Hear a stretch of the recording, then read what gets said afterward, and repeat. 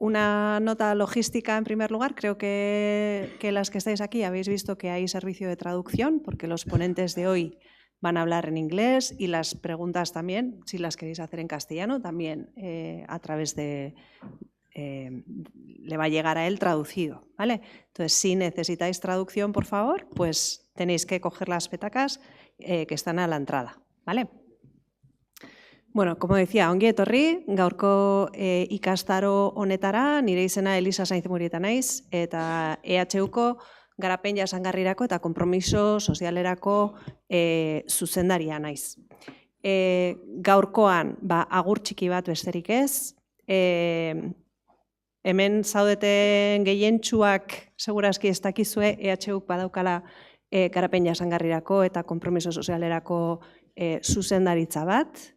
Zuzendaritza honen barruan badago kooperazio lankidetza bulegoa, eta aprobetxatu nahiko nuke ezagutu dezazuen eta behar izan ezkero jakin ezazue lehioan gaude eta gugana jotzeko aukera daukazuela.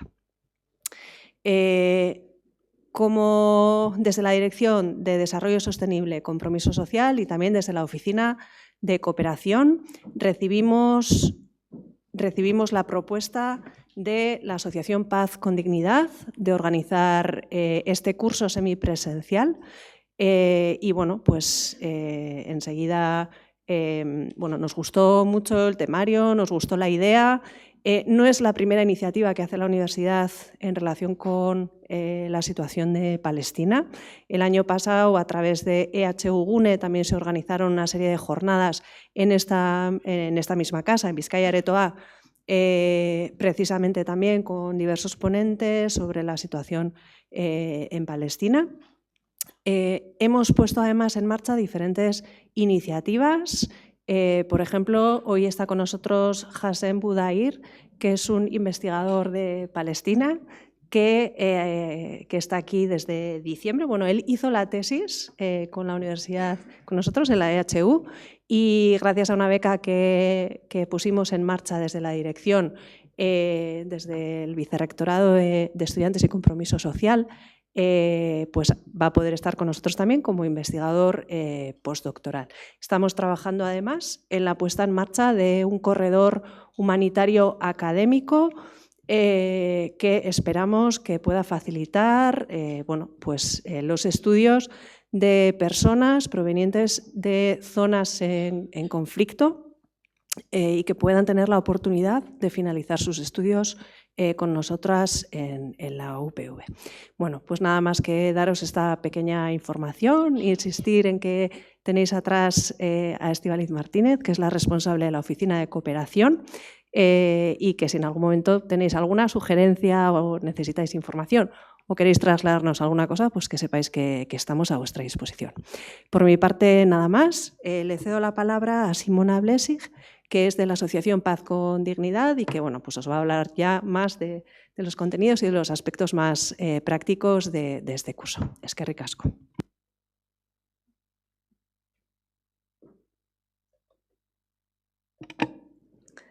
Arratsaldeon, buenas tardes. Bueno, estamos muy contentas de estar aquí, gracias Elisa, porque la verdad nos parece muy importante mantener la mirada sobre Palestina en un momento en el que la presión tanto mediática como incluso social, institucional, está bajando un poco. Entonces, bueno, gracias por darnos esta oportunidad. Y bueno, para contaros un poquito, este curso está enmarcado en un proyecto de educación para la transformación social financiado por la Agencia Vasca de Cooperación al Desarrollo, que además del curso, tiene muchas otras actividades de sensibilización, de formación, de incidencia. Y el curso, pues eso, está organizado como Paz con Dignidad, que es una organización de cooperación que trabaja en diferentes países y también trabaja desde el OMAL, el Observatorio de Multinacionales en América Latina, temas de investigación, etc. Y la estructura del curso, supongo que aquí estáis algunas de las inscritas en el curso, pero en principio va a haber también personas que no están en el curso, pero en todo el curso, que son 4 semanas. La estructura está explicada en el plan docente, pero bueno, como es un poco peculiar, la voy a repetir, resumir muy brevemente. Es una sesión presencial, que es hoy, luego va a haber 3 módulos online, de cada uno una semana, luego otra sesión presencial que va a ser en el Instituto EGOA el 26 de febrero, luego otra semana online y por último una sesión presencial de cierre, que es el 7º módulo. Todo eso está explicado en el plan docente, pero bueno, para repetirlo un poquito. Y bueno, también algunas personas me han dicho, bueno, es un poco extraña esta forma semipresencial, pero bueno, sí que consideramos que hacerlo online posibilita la participación de muchas personas, pero también nos parecía importante mantener cierta presencialidad, pues mirarnos las caras, compartir ciertos espacios no solo virtuales. En cada módulo va a haber subido en el curso, no sé si, bueno, algunas he visto que ya os habéis metido, una unidad didáctica. Ese es, digamos, lo primero que tendríais que abrir, porque allí va explicado pues, todo lo que el módulo, los recursos básicos, que son, digamos, los obligatorios o la base de las tareas que luego se proponen, así como la explicación de las tareas y los recursos complementarios, que, bueno, que no son obligatorios para realizar las tareas, pero sí como son recomendaciones para quienes quieran profundizar. Y aquí sí que quiero hacer un apunte sobre este tema de los recursos complementarios, porque vais a ver que, bueno, el curso está ofrecido en castellano. Entonces, el material básico tenía que ser en castellano. Pero desde, bueno, Paz con Dignidad nos parece muy importante leer autoras palestinas. O sea, que quien hable de Palestina sean palestinos y palestinas. Eso es muy difícil en euskera y también en castellano. Entonces, la mayoría de los recursos básicos van a ser en castellano, pero vais a encontrar mucho material muy interesante en inglés como recursos complementarios. Y bueno, ¿qué más? Bueno, sí, este tema para nosotras es importante, no me voy a alargar, pero como Palestina está también marcada por la colonialidad, ya veremos con la ponencia de Jamal, sí que pensamos que todo este aspecto de la colonialidad epistemológica, del saber, de quién nos transmite qué está pasando en Palestina, qué ha pasado en Palestina, nos parece relevante. Entonces, esto de los materiales complementarios lo quería decir porque eso, que no son obligatorios, pero sí os recomiendo las que podáis leer en inglés, echar un vistazo. Bueno, también ya veréis que hay muchos foros que a veces en los cursos online se hacen un poco como para cumplir, pero yo sí quería animaros a realmente participar, porque sé que con este formato, aunque nos gustaría inspirarnos por la educación popular, es muy complicado, pero sí que me gustaría como que se creara un ambiente de proceso de creación de conocimiento colectivo entre todas las que estamos en el curso. Además hay personas que saben muchísimo de Palestina, entonces bueno, os animo a participar realmente para crear juntas un conocimiento. Bueno, una cuestión práctica, que las personas que estáis inscritas en el curso, bueno, en estas sesiones de asistencia obligatoria, y además ahí al fondo, donde está esa mesa, sí. Allí, antes de iros, es muy importante que vayáis a firmar por la asistencia, pero también a recibir el material para el segundo módulo. Entonces, la compañera y el compañero os van a dar el material. Va a haber material online también, pero ese material es bastante básico para el segundo módulo, entonces que no se os olvide. Y bueno, vamos a dejar la palabra a Jamal Juma, que es el primer ponente.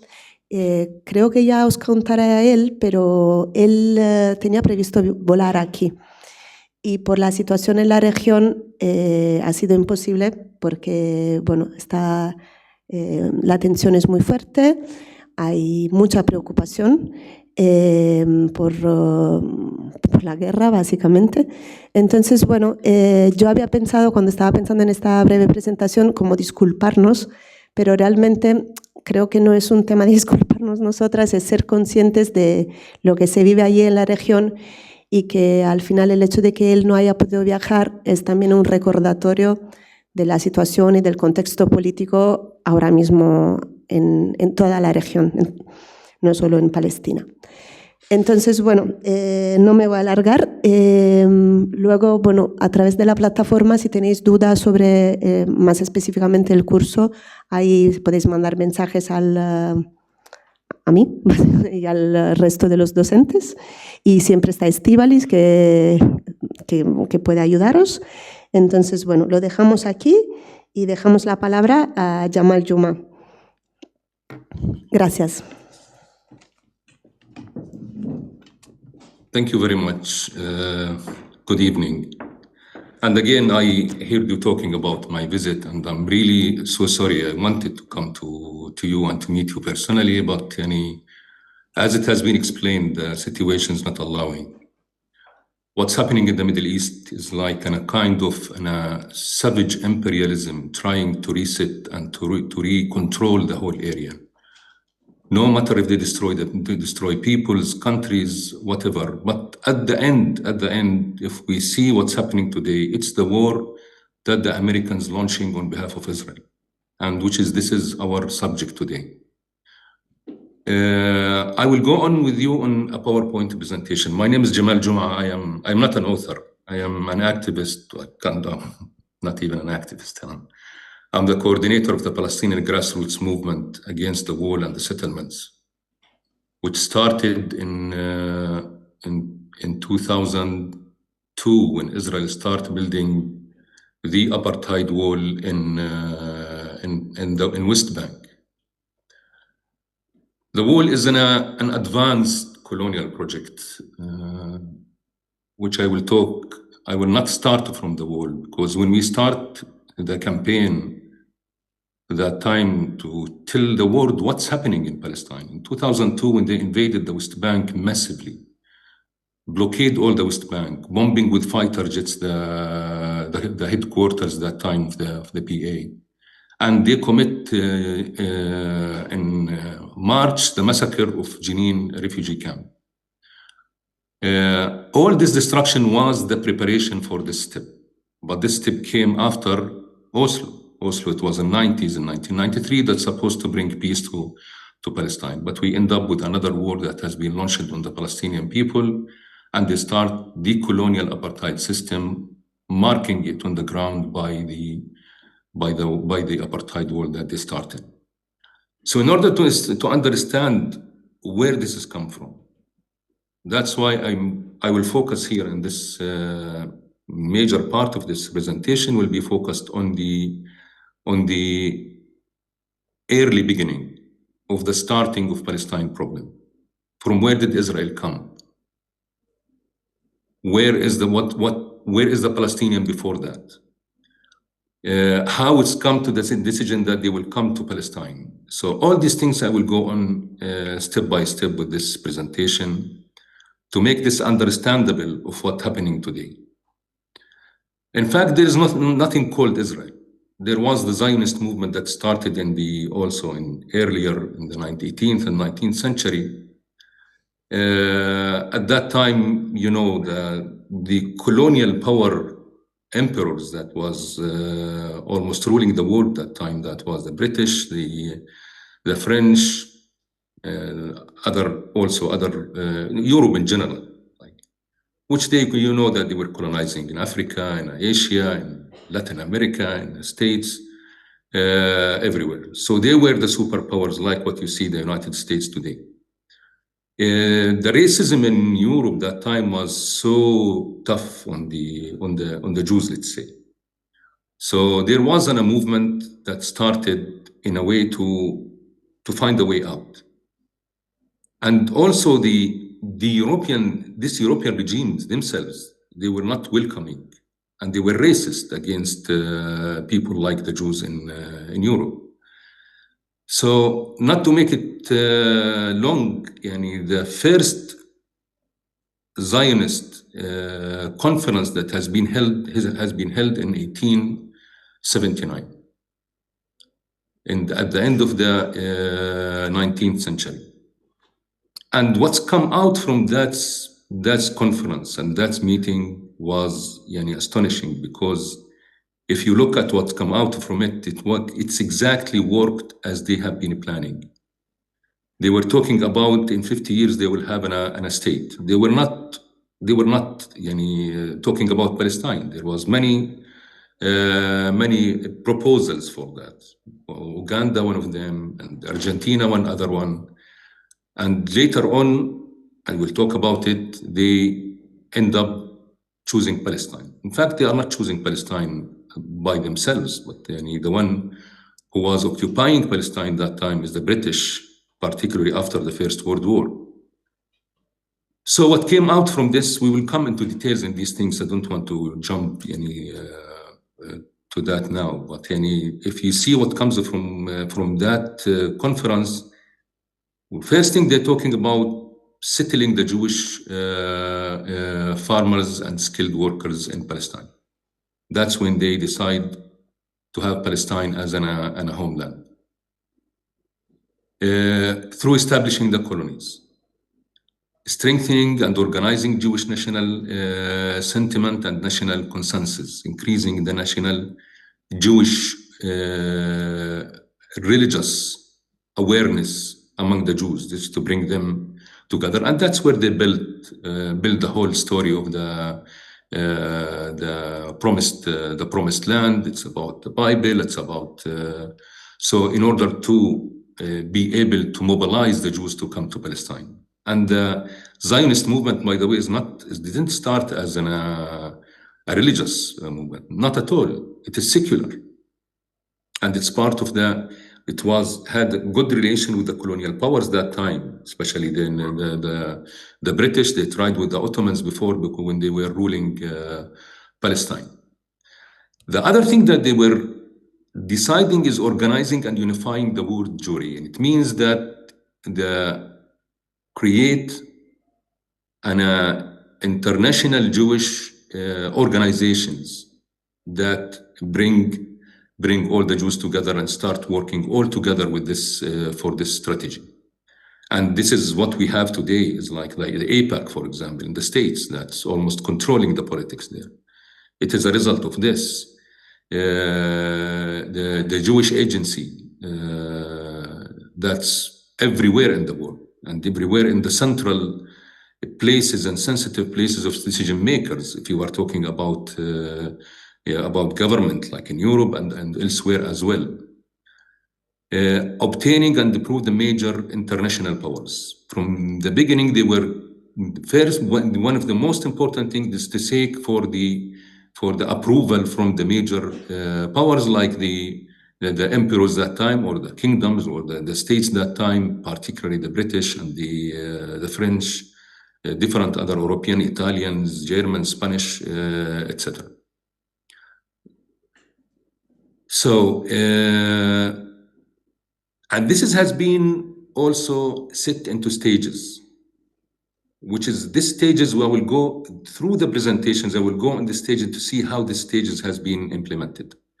First one is to transfer Jews to Palestine, send them to Palestine, where they called it immigration.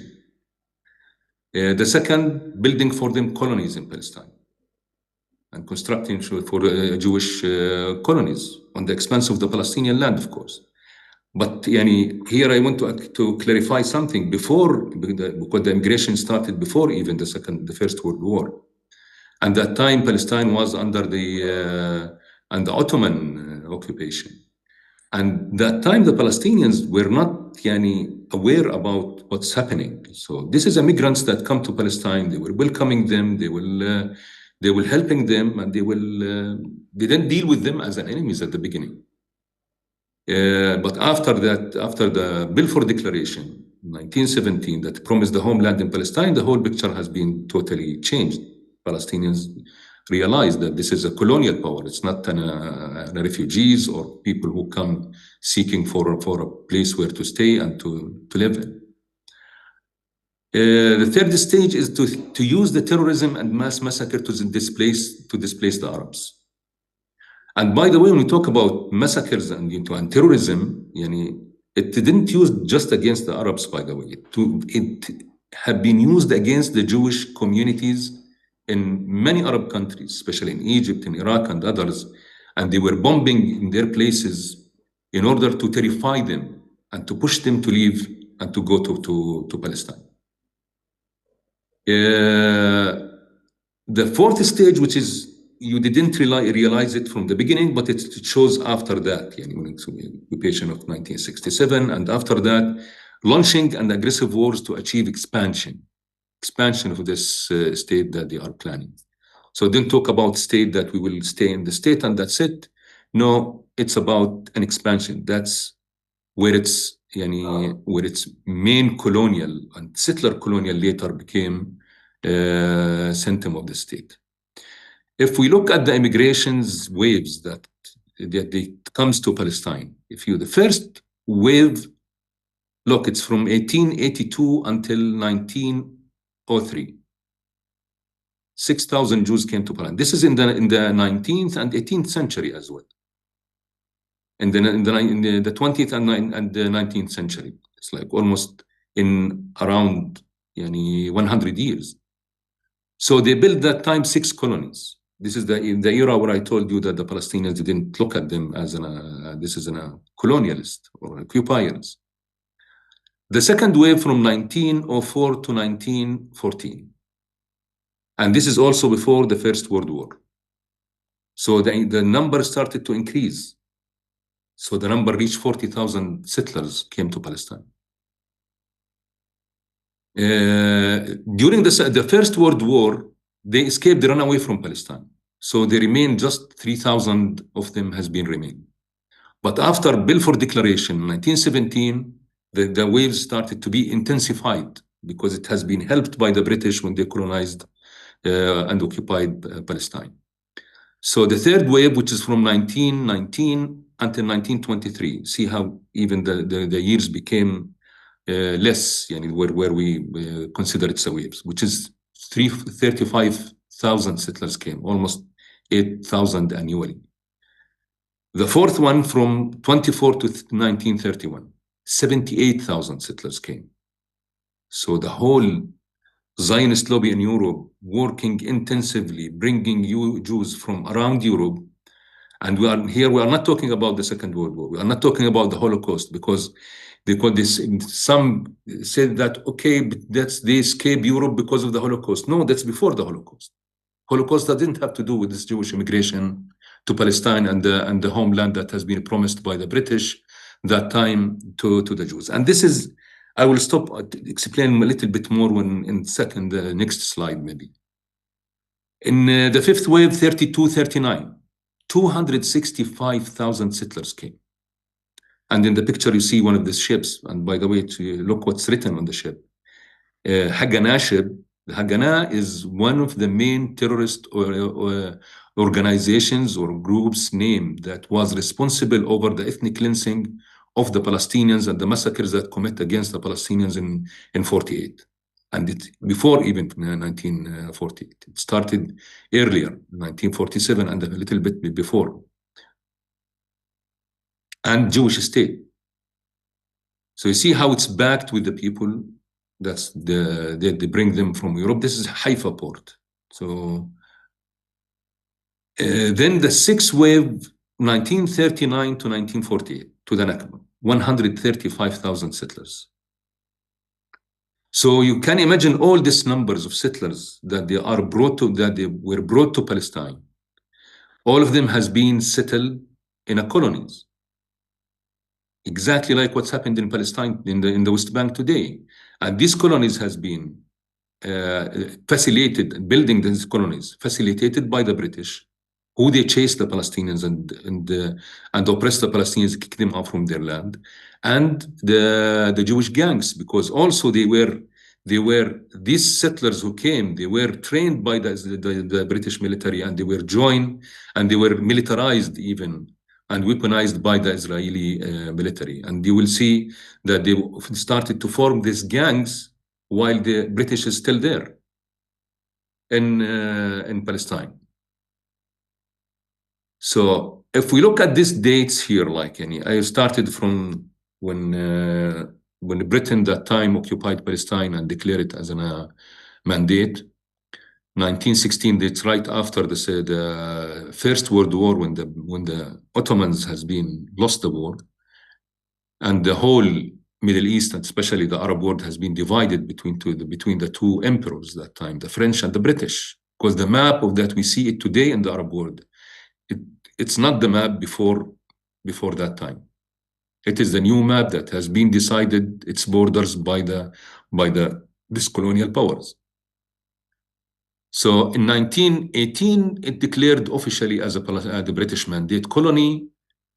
The Palestinians that time, when the British has been colonized Palestine, they start forming their resistance. It was armed resistance and popular resistance at the same time. So the first big revolution was, we called it Jaffa Revolution. And that's went all over. There was no West Bank that time. There was not, it's all Palestine, historical Palestine was under the British mandate. So demonstrations and uprising were in all the major cities, from Nazareth to Haifa to Akka to Safad to Jaffa, to Jerusalem to Nazareth to Nablus to Jenin, all over. One of the big revolutions that started that time. And this revolution started not just against the British colonization, but against both the British colonization and the Jewish colonization, and these colonies that they are chasing the Palestinian farmers and occupying their land and building these fortresses colonies, and they start ethnically cleansing them from their land. And this uprising and this resistance had been developed. It started, it was going on to 1929, 1931, 1936, where we have, like in 1936, what we called it the longest strike in the history of the revolution. That time it was 6 months long, while the uprising and the revolution was going on against, as I said, the British and both. Then the Nakba happened. By 1948, the total number of the Zionists, Jewish Zionists that has been brought to Palestine, the settlers were 600,000. So when the Nakba happened, and in order to declare the state, there was around 1 million Palestinians in what so-called Israel today in 48, the land that has been occupied in 48. Was 1 million, so there's a majority of Palestinians. That's where it started the massive ethnic cleansing of the Palestinians. So this is the pictures down shows like in some of this Haganah or the terrorist gangs groups that start raiding the villages and destroying it and killing the people. 70 massacres has been committed against the Palestinians in 48 until 52 when the Nakba has been continuing all these years. And this is the other picture on the left, is the the ruins that it's of one of these villages, because what you see from the villages, the 530 villages, is ruins that you see it like you see in what you see in this picture. In the map on the right, this is the historical Palestine before Israel, and this blue sites, this is where they were settling the new Jewish settlers. You see all on the coast up to the north. That were, because later on this became the West Bank in this area. So this map, the same map, you see this black dots. This is the Palestinian villages that has been leveled to the ground and wiped out. And all its people, all its inhabitants has been expelled and ethnically cleansed and pushed out of Palestine. They became refugees, which is now like it is the biggest refugees in the world that has been continuously going on since 77 years. You see them in the refugee camps in Jordan, in Syria, in Lebanon. Some of them has been It targeted more than one and used to, and also Palestinian in the diaspora all over the world. Majority of the Palestinians that has been, their villages has been destroyed. Also, they flee to the West Bank and Gaza. Gaza used to be a very and it wasn't a very prosperous city on the coast. It was 30,000 population there. In one night, it became 300,000 population, which is now 2 million in Gaza Strip. Same in the West Bank. You have like more than 14, 15, I think more than that, refugee camps that they are still in these refugee camps, waiting to go back to their homeland. So that's how what's so-called Israel is founded. It's founded on the ruins of the Palestinian villages. It's founded after more than 70 massacres that has been committed against the people and the expulsion of 85% of the Palestinian people from that area. That's where they make the balance from their point of view. So 600,000 settlers, Jewish settlers versus what's left in Palestine 48 that time is around 150 to 200,000 people. So 1/5, which is they tried until now to keep this percentage because the waves of the immigration of the Jews from the war didn't stop in 48. It's until now. There is a special ministry called Ministry of Immigration in Israel. And this is main job of this ministry until now is to bring Jews and help them and promote for them to immigrate to Israel.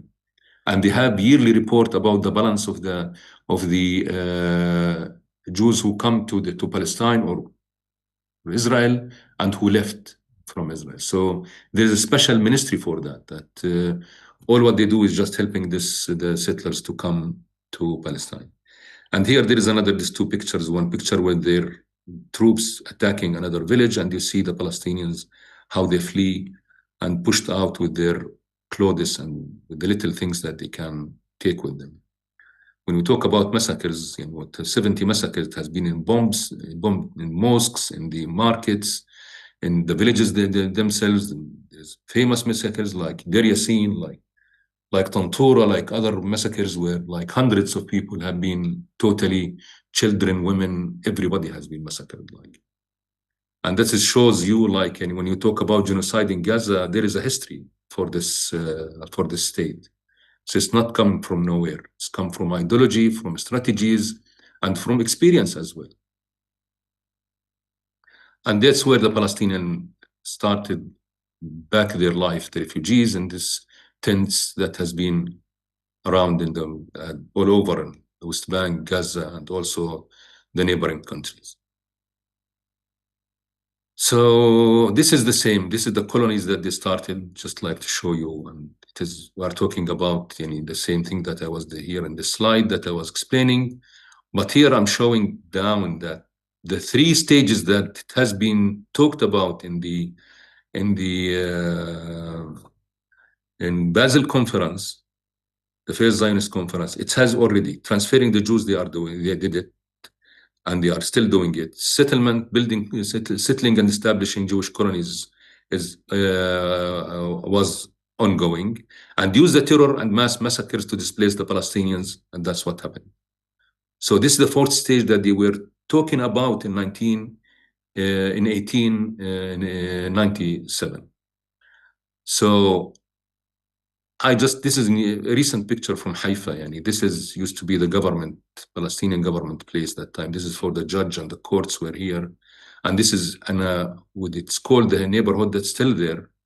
It's called the Cross Valley, Wadi Salib, and still the building. But I think now they are selling it to commercial companies and they want to build towers and whatever there in this place to erase this evidence of the Palestinians in there. Then if you see here the 4th stage that they were talking about, creating another wars to achieve expansion. And that's what happened in 1967. So 1967, what's happened in 1967? So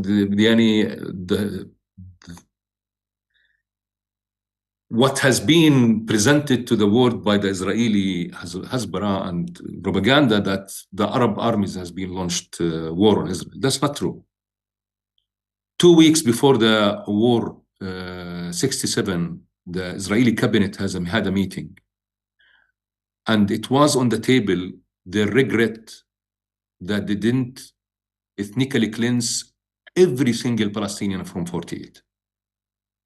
So what they decide is to launch the war and occupy the rest of historical Palestine, and what in their plans was to ethnically cleanse all the West Bank. The thing that they didn't make this happen is that the war didn't last just for 6 days. That's why we call it the 6 days war. So there was no opportunity to kick the people out. Then they start immediately after that. In the same year, end of the same year, one of their ministers called alone. He proposed the plan what to do with the Palestinians that has been left there.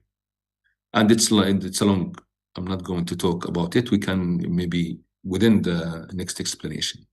This is a picture when they occupied Palestine, and when they occupied Jerusalem that time. And you see here, like that time, the defense minister Moshe Dayan, with Yitzhak Rabin, which they were Israeli presidents in different stages, and the army commander Uzi Narkis, entering the old city after they occupy it.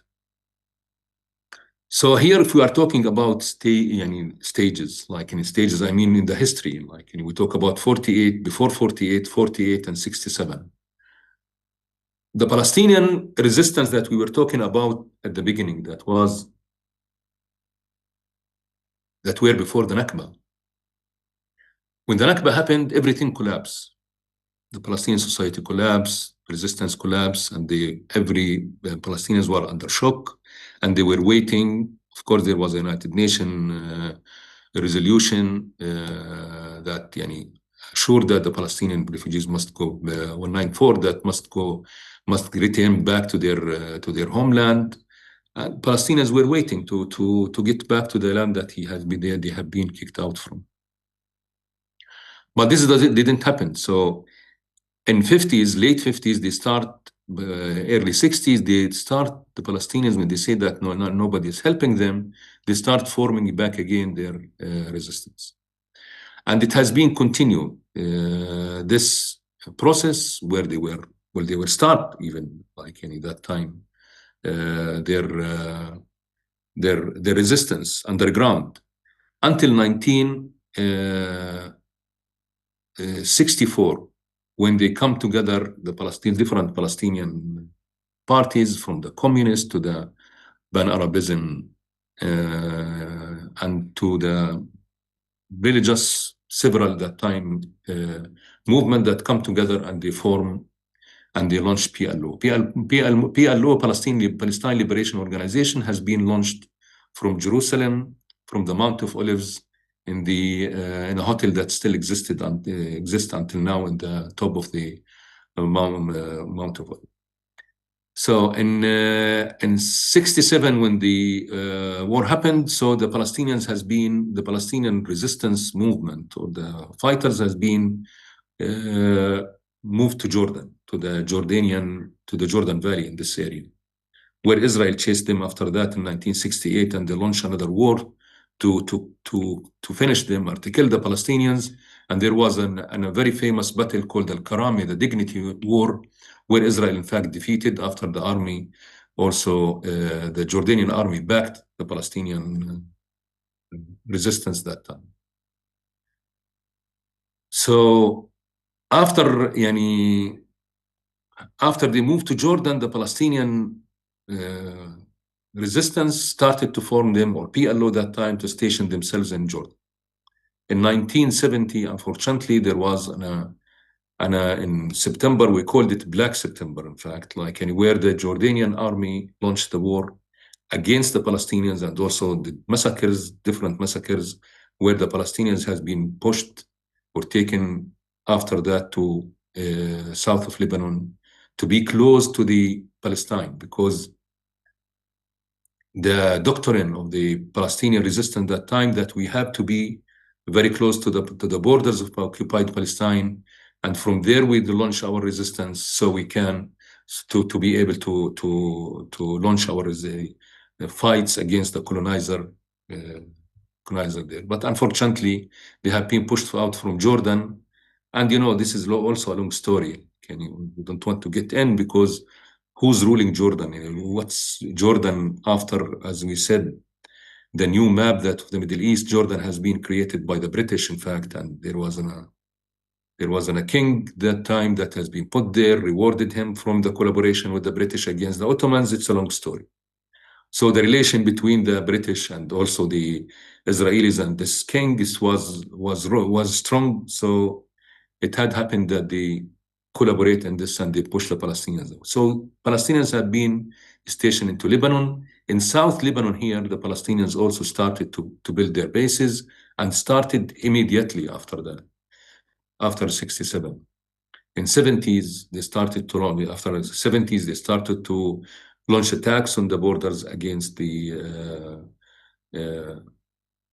occupiers, the colonizers, which is the Israelis in this case. So Israel started to fight back that time. There is the first invasion of Lebanon had happened in 1978. They occupied some 40 kilometers. It didn't work. Then in 1982, they decide to occupy Lebanon, to get rid of the Palestinians from there. So there was 70 days of invasion to Lebanon, and they besieged Beirut. And after a negotiation between the Palestinian resistance movement, PLO, and the Lebanese government and also parties, so they agreed that they will leave Lebanon to avoid the destruction of Lebanon that time. So and that was mediation by the Americans, and supposedly that they will in a way protect the Palestinians in the refugee camps there, because they have big refugee camps in Lebanon. Sabra, Shatila, Al Hilwa, and Burj al Barajne, many camps there. There's more than 500,000 Palestinian refugees there. So the Palestinians, the fighters, have been left Lebanon, and while they are still in the Greek ships in the Mediterranean, Israeli had been launched a war on the camps, and they commit a huge massacre in the two Palestinian refugee camps, Sabra and Shatila, in help with the Lebanese phalange, what you call them, and they were killing almost more than 2,000 of women, children in Sabra and Shatila. And that's where the Palestinian resistance get out from the borders around Palestine. And this is in a way had been how the Palestinian Liberation Organization looked to the liberation after that has been a little bit changed. It start focus on the internal side of Palestine, like to the West Bank and Gaza, and inside Palestine. So there would be the liberation should come from there, but not from outside after they have been. At the same time, after Israel get rid of PLO from Lebanon, they think that this is the time to form alternative. So they start what we called it villages leagues, which is the collaborators in the West Bank, that they start giving them a kind of authority on the people. If you want to do any services, if you want to get that time, if you want to have a driving license, you have to have a permission from the Israeli military. If you want to build your house, if you want to go out to travel through Jordan or from any other place, you have to have approval and from the Israeli military. So they started to give this authority to go through this villages leagues, the collaborators. And we have now, you see that in Gaza, there is a model that they start to create with Abu Shabab and other groups of collaborators. They want them to be alternative for the resistance over there in Gaza. So that's where the situation in the West Bank started to be heated, and in a way that there was a shock within the Palestinian people that PLO is not there anymore. And there is in Israel also started to be very aggressive against the Palestinians, where closing the universities and the prisons became like places for torture, and like what's happening nowadays, by the way, in the Palestinian against the Palestinian prisoners. The taxes, so they start squeezing the life of the Palestinians. The oppression was so high that leads after that to what we called it the first Intifada, and where this Intifada is an Arabic word for the uprising, and that started in 1987. This is the biggest uprising in Palestine, that in 6 months it was all over the Palestinian cities and villages, refugee camps, everybody was in the street.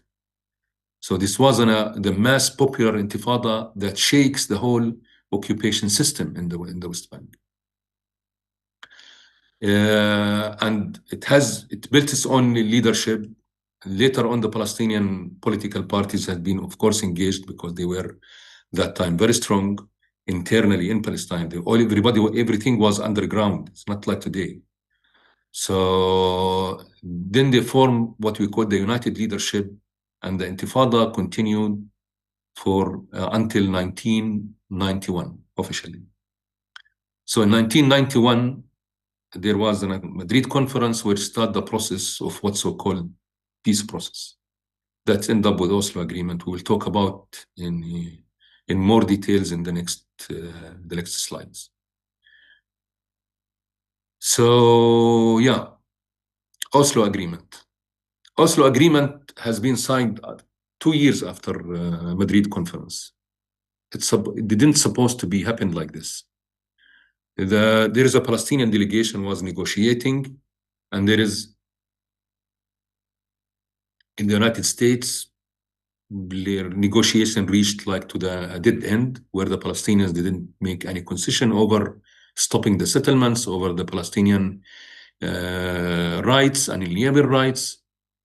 So they find another way of negotiations that goes to the PLO, in spite they were refusing to talk to PLO. Then we surprised in 1993 that PLO had an agreement with Israel. They called it Oslo Agreement. And that's, as we consider it, and we call it the Palestinians today, would be the third Nakba of the Palestinians. Because it hasn't, there is, the agreement that has been signed in 1993 didn't state clearly about stopping and ending the colonization of the West Bank. So they left it to the negotiations.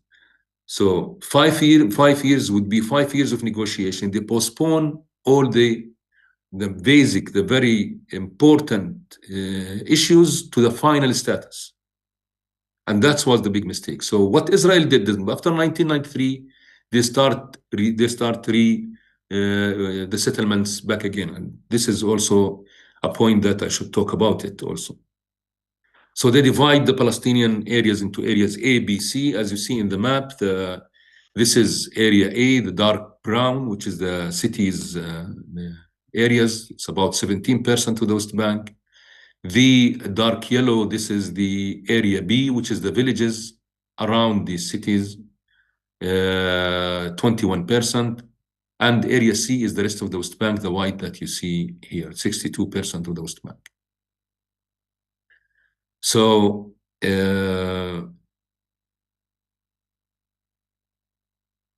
I don't know if you know what's area C, A, B, and B, C. This is an administrative classification for the areas of the West Bank. So the area A will be the full Palestinian Authority, supposedly.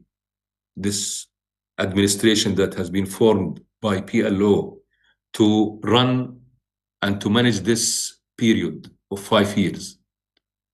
So, and they called it PA, Palestinian Authority. So this is supposed to be under full control of the Palestinian Authority, sovereignty, which is no sovereignty. And area B, which is the dark yellow, this is a joint authority. The Palestinian Civil Authority and security Israeli take over the security. Area C is under Israeli full control. And supposedly in this 5 years that they will start enlarging and handing out the areas step by step to the Palestinians until 1998. Supposedly that they will hand it over all the West Bank and Gaza, and that time supposedly to be declared the Palestinian state. But what happened in Oslo, and I will get back like to the because I want to show you something on the map. Unfortunately, I didn't put it here. I will get back to it. This is this map. If you look at this map, this is the West Bank without colonies, without settlements.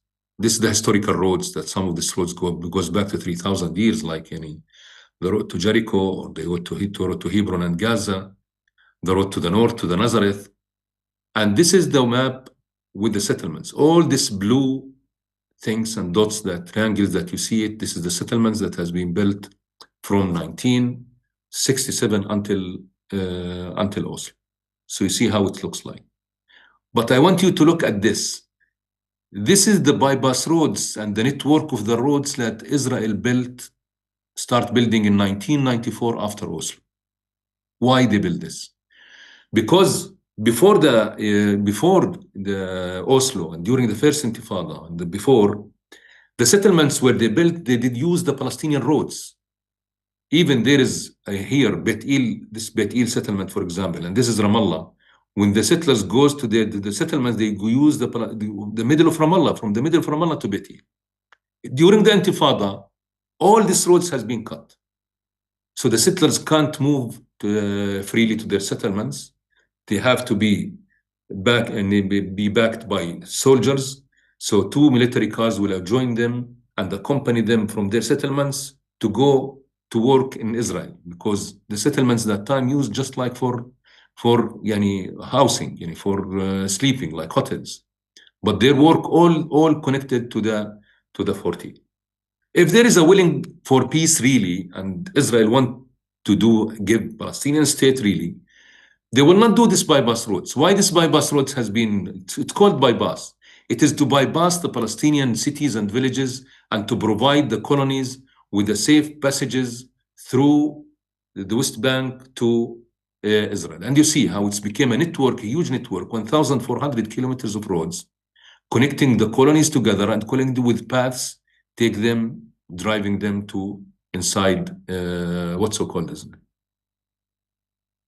So from there, what this map did, what this roads, apartheid roads, which is today the apartheid roads after the apartheid system became clear, what they did to the West Bank, as you see, it slices the West Bank.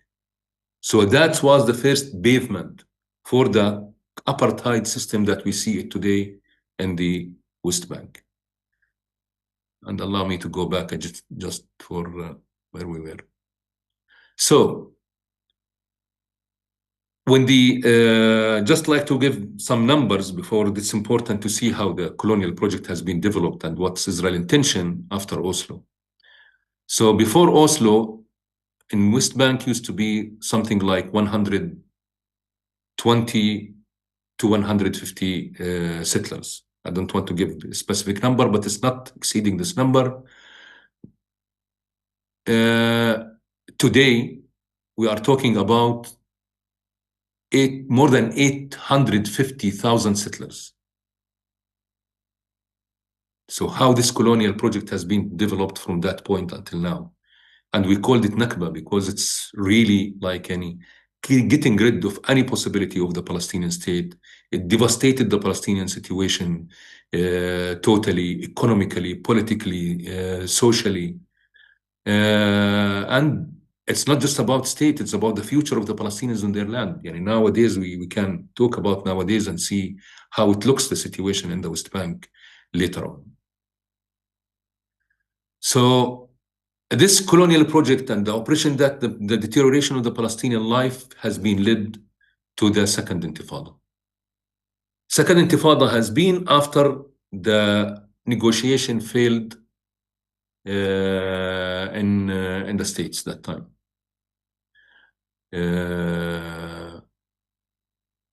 that it stopped at the point where it became so clear that Israel don't want to recognize the Palestinian refugees' right for the return totally, to drop it, and also to keep the settlements, and to Jerusalem, to keep their sovereignty in Jerusalem. So that time Yasser Arafat was clear, I think, when he came back, and he's talking about Jerusalem. If you want Jerusalem, Jerusalem is not for the Palestinians, it's for 1.5 billion Muslims where the Al-Aqsa mosques belong to. So you can bring an agreement from there and you can take it. But this is we are not going in any way to make concessions over that. That's what that time Ehud Barak, the prime minister, threatened Yasser Arafat clearly that the tanks is waiting. And immediately after he get back, he authorized Sharon to go to invade Al-Aqsa. And that's where it's break the second intifada. Around 3,000 policemen get back to Sharon to get in Al-Aqsa. There was a huge confrontation. They kicked him out from Al-Aqsa. The second day, they were stationed snipers on the walls of the mosque, and they start shooting at the people at the prayer time, where they killed that time, I think, 7 and injured hundreds of people. So it became a massacre where from that point, the intifada started all over, even inside the Palestine 48. There was 13 Palestinians in Nazareth and the Palestinian villages and inside Israel that has been killed also by the Israeli fascist and groups, the military.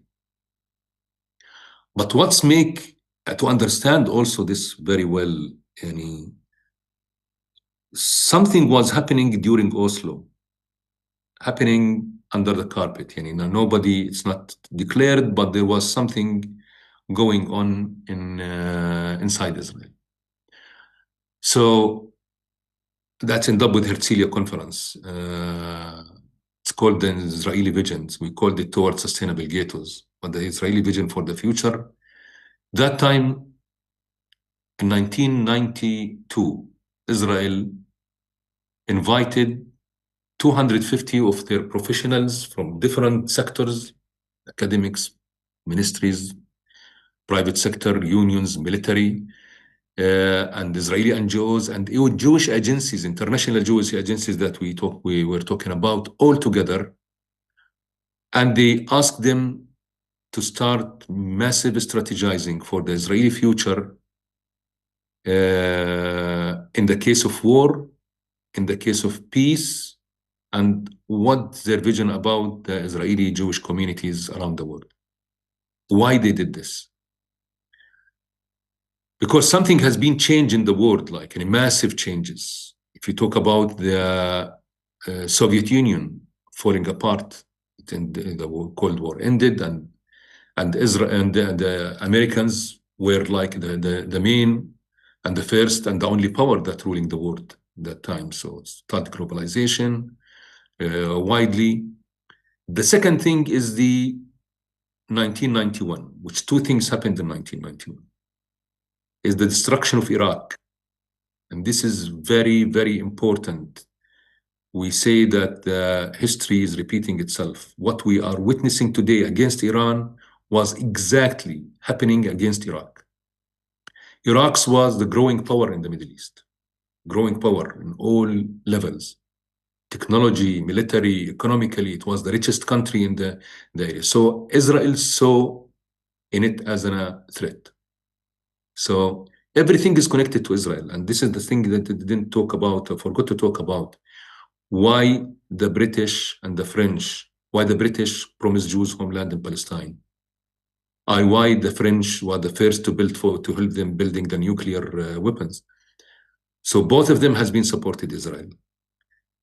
It is an agreement and exchange between this colonial power and this new entity to be the cornerstone for the colonialism and the imperialism in the region after they had the new map in the Middle East. So they had to have a body there, a state there that will serve their goals. And that's what's serving until now. So that's why as Israel, we're above the international law,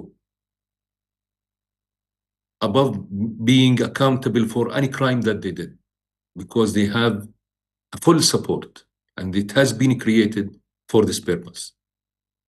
It was the British at the beginning, and after the power in the world changed after the Second World War, with the Soviet Union and the United States became the main superpowers. So they became, the Americans had been adapting them. That's not because the British were fall in love with Jews. They were the most racist against the Jewish communities there. But they want to get rid of them from Europe, and they want to use them in this new huge colony and very important part of the world. And why Palestine? Also, if you look at Palestine location, Palestine is like the heart located in between three continents, between Asia, Africa, and Europe. All emperors since 4,000 years back until today, every big emperor has been colonizing Palestine or try to colonize Palestine. More than 14 times, 14 emperors has been colonized Palestine, because it's a very important place. And every time Palestine liberated, it was after bringing together powers from both Asia and Africa. Anyway, this is another story I don't want to get in. But to show you the importance of the place, this is the ancient connection to Europe, to Africa, to the three continents, in fact, and between the old world and the new world, whatever. That's why. So Iraq was at the end have been like, as you said, as you know, like has been launched a war against Iraq, that covered by the Security Council, unfortunately, claiming that they have a nuclear weapons, which end up that there's no nuclear weapons, but it was just an excuse to destroy Iraq. So this is a big power, that growing power that has been destroyed. There is change in the world now, so it is the time to see what's the future of Israel in this changes. In 1997, the study released the first draft in 18 volumes. The volume about Jerusalem located in 9,000 pages. And if you see where they allocate, where they held this conference and what they name it, Herzliya Conference. Why Herzliya?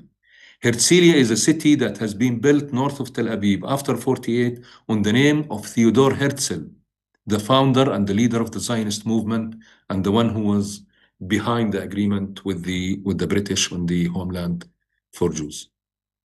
So we consider this conference is the second important conference after Basel in 1979. This is the second very important strategic that put a vision for Israel in the coming years. And we will see the result of this is what we saw it today. So what come out of it? What come out of it? But before, it's not just also the Israeli, professionals and all what I talk about that were participating in this plan, but also they have been engaged a very important research centers from different countries around the world, like from Dublin, from Denmark, from Japan, Sweden, Netherlands, France, US, and also Germany. And this is what we're talking about the why, because that's what come out of this conference related to the Palestinians. It was 4 controversial projects. Galilee, they called it Galilee development. Galilee is the north of Palestine, what's so-called Israel today. We called it Judaization. And that's because if the plan, you can talk about it for another 2-3 hours. It's all about that they find out that the Palestinian numbers are 52% in the Galilee. So the whole plan is how to decrease the number of the Palestinians to 35%. And this was through huge projects of moving the high-tech industrial zones to the Galilee, to the mountains, universities, new housing projects that come with that. So there's a huge plan that has been made for this. Negev development, the desert, the south. And right after that, what's the development they're talking about? There are 45 Bedouin communities in that area that they are not recognizing them as existing. So the plan is to ethnically cleanse them and concentrate them in 5 communities next to Beersheba. And to replace them with 300,000 Jewish settlers in the desert. But how in the desert? Because they have a plan on like an agriculture, high tech. There was in a project that's they were thinking and it was going on. They make the studies, which is called the Dead Sea Channel, which is supposed to bring water from the Red Sea to the Dead Sea. That's now that they're consuming it. It's evaporating, so that passes through the Nakab, and they will install this and a power plant there and sanitation for the water, and they can produce electricity that, according to the feasibility study, that they can sell even electricity to Egypt, and to create like their high-tech agriculture, whatever. The third one is Greater Jewish Jerusalem, and the fourth one is disengagement plan from West Bank. We are talking about 1990s, the middle of Oslo, the first of Oslo, where they are still sitting on the negotiation table. But what you see from these 4 projects, they dealt with the Palestinians, if they are Israelis living inside 48, or the one who's living in Jerusalem and in the West Bank, including Jerusalem, as a threat, as an enemies. So it's all about engineering the demography and how they can control the Palestinians' demography and ethnically cleanse them, in fact, because we'll go on detail with these projects and we'll see what come out of it. So I focus in this presentation about the last 2 projects. Disengagement plan. We are talking about disengagement plan, about the wall that they start in 2002, in June 2002. They were talking about it in 90s, in 1997, in their planning. So, disengagement plan. Let's talk about disengagement and constructing the apartheid.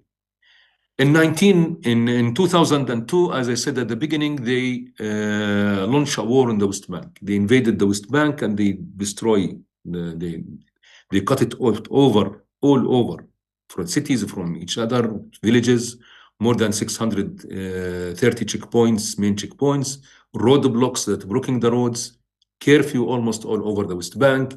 Tanks became in the centers of the cities, from Ramallah to Jenin to Nablus to everywhere, and they raided the Jenin refugee camp, and they did the massacre there in the refugee camp at that time. So they called it that time the security wall campaign. Nobody talk about walls. We don't know what does it mean at that time. But it was the preparation for the apartheid wall that we saw it today in the West Bank. So immediately after the massacre, 3 months, in June, they start massively in the northern areas, from Jenin to Qalqilia, destroying the agriculture land, destroying the artisan. Bulldozers were working at the same wall all over the West Bank, 800 kilometers of walls, and in 2005, from 2002, in 3 years. The first year, 2002, until September 2003, they finished the first phase of the wall, 145 kilometers of the wall all around in the northern area. Of course, when we launched the campaign that time, we start like organizing demonstrations in spite of the bloody situation in the West Bank that time, with the farmers to go to their land, trying to stop the bulldozers. And we have been succeeded, by the way, as a popular movement that time, to postpone the deadline of building the wall. So they postponed it until 2008, then 2011, 2016, until now. There is some parts of it didn't finish, but it's already almost all around the West Bank. It's there. And where it's built around area A and B, according to Oslo, the map that I showed it to you at the beginning. So the wall didn't build on the green line. What's built from the wall on the green line, supposedly the borders between 67 and 48, where we agreed, the Palestinians, to build our state in 67, and we make concessions for nothing, about 78% of our land, to have a state in the West Bank.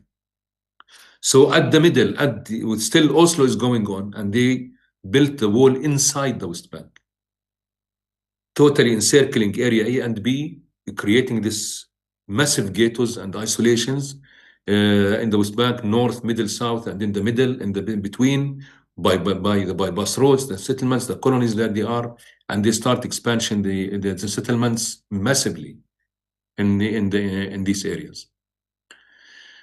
So from the early beginning, we called it apartheid wall as a movement that time. And that was, we didn't name it. The one who named it is the people themselves. Because the first meeting that we had with the people, when they gather after they had hours, I remember it took me 6 hours from Ramallah to go to Qalqilia that time, to reach Qalqilia, which is supposed to be a normal situation, 1 hour and 10 minutes maximum. So that's what the people came from Tulkarem, from Jenin, from other places when we called for this meeting, and that time when we launched this movement. And the people was so angry like this. The first thing that they said, this is an apartheid, which is true apartheid. It's isolating their villages from each other. It's isolating them from their farming land. It's destroying the life of the life of the Palestinians, the connections between the villages and the cities. And we will see also in maps how did this happen. So for us, what was clear from the beginning, that this is an advanced stage of the settler colonial project in the West Bank.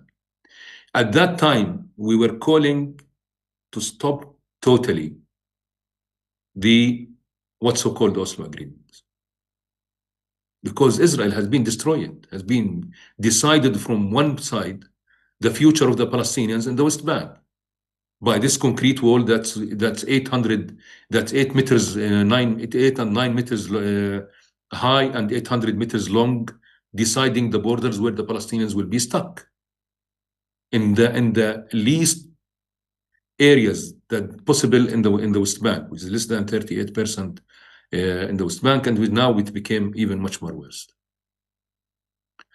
So from the early beginning, it is an advanced stage of settler colonial project. It has long-term goals and short-term goals. The long-term goals that we see, it is like the displacement and ethnic cleansing.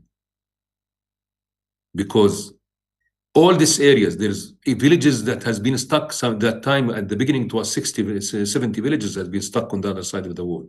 It has been reduced after that, after court cases, after so many mobilization, reduced this number to some 12 villages now, but all under ethnic cleansing. They want to move them to inside the walls. And that's what's happening after that for all the Palestinian communities in the 62% of the West Bank, when they are now in the middle of the genocide. They start the massive ethnic cleansing of the Palestinian communities to push them inside this ghettos and isolation that they are creating. Restricting the movement and destroying the possibility of life, what we called it the voluntary expulsion.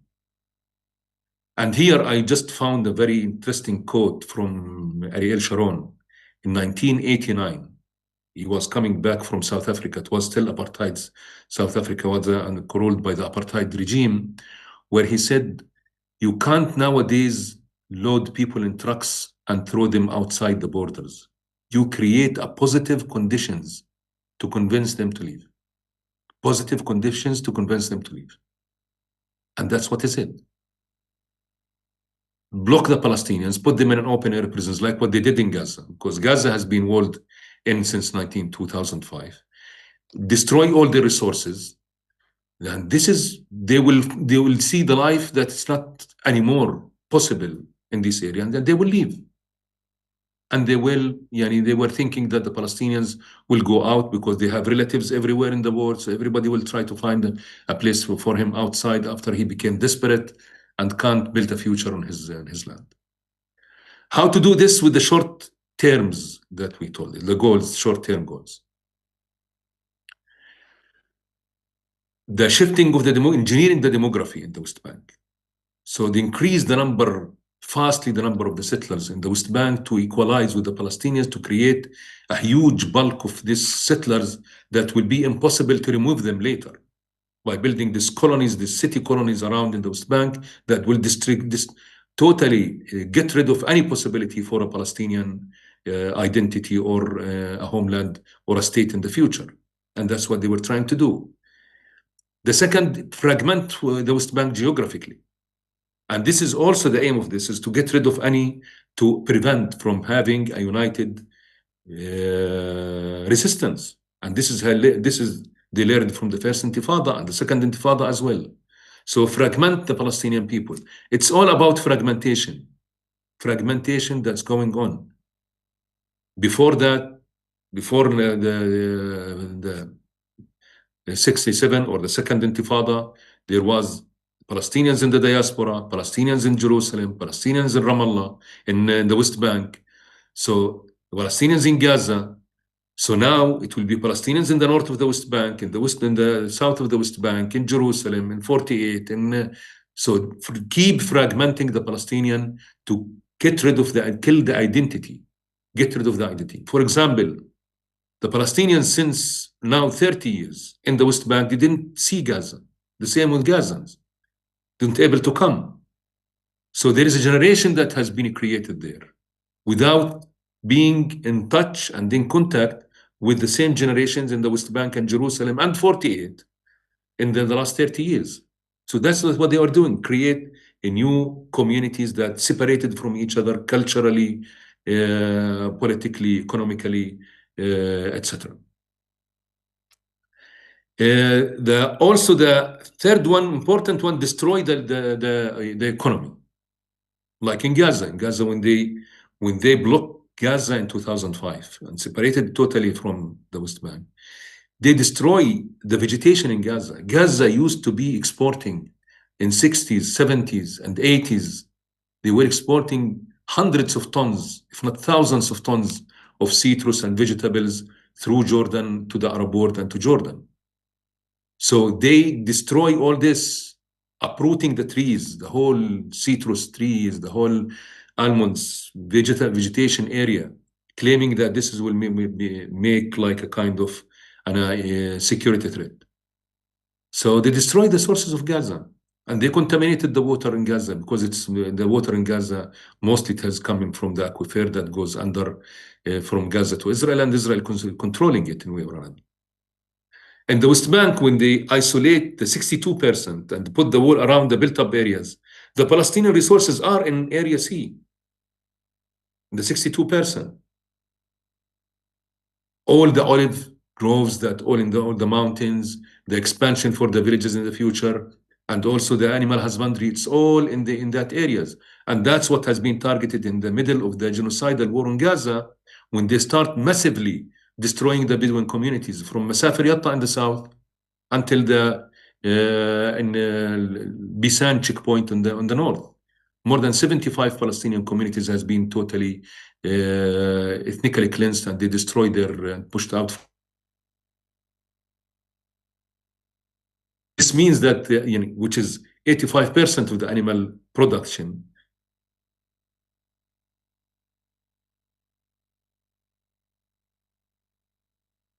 that they destroy this source.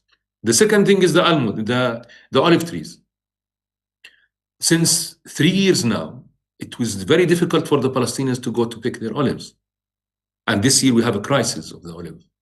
Yearly, we used to export some 50 outside, either to the States, to the Arab world, to different Palestinian communities around the world. This year, there is no olive oil. So mostly they will import olive oil from Spain or from Greek or from any other place. and this is going to be permanent. They are blocking all the areas. They are not allowing the Palestinian. We have now in the West Bank and terrorist gangs, fascist gangs, like exactly what was happening in 48. That they are launching, if you're following the news, daily attacks on the Palestinian communities, villages, burning the fields, destroying, burning houses, whatever they can do, attacking them every minute. They are moving around the West Bank, very organized groups, estimation of more than 65,000 militant in this settlers group, armed very well by the Israeli government, trained in the Israeli military, backed by the Israeli military in their attacks. Never go attack a Palestinian community without the soldiers accompanying them. And they are doing the attack with them.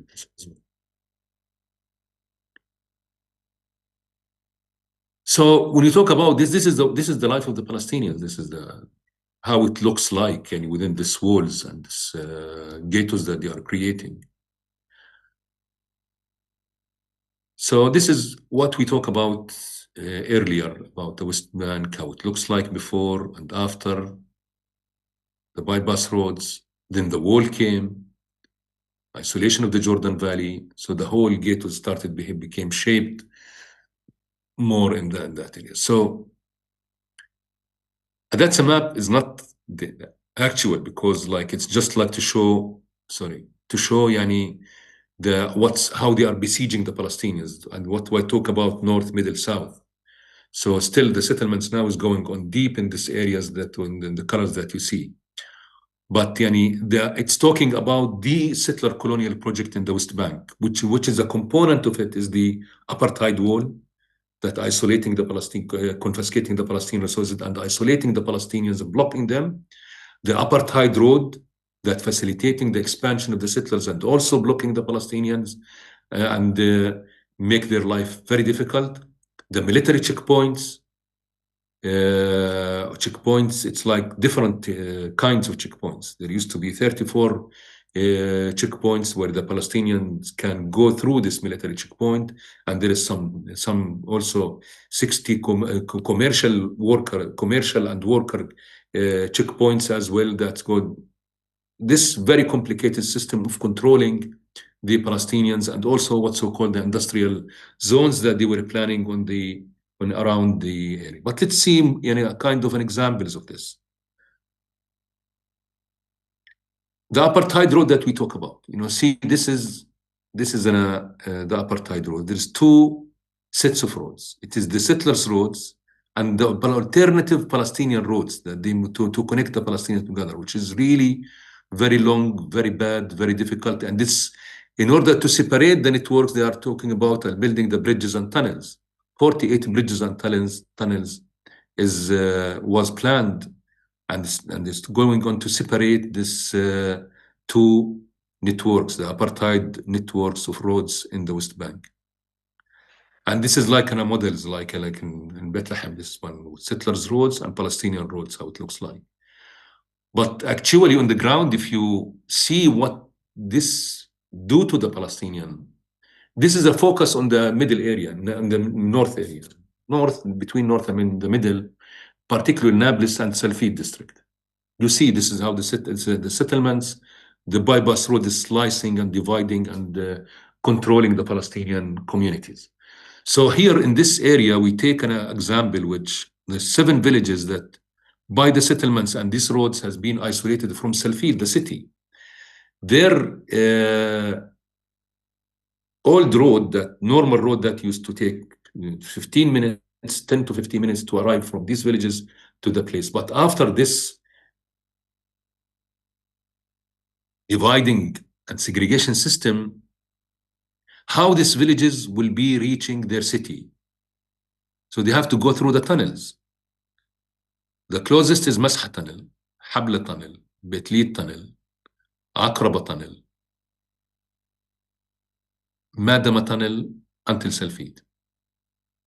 So you're talking about like more than an hour, and sometimes an hour and a half, to go to the same place that you can go in 10 minutes. And you can put this on every in any part in the West Bank and see how people can reach to each other. And that's what we see today, by the way. Now it's became a disaster traveling in the West Bank. You travel from Ramallah to Hebron, which is normally it takes 1.5 an hour. Yani today it can take 6 hours, sometimes more than that. Even from Ramallah to Jerusalem, which is like 14 kilometers, like it's like 15 minutes by car, 1 hour walking.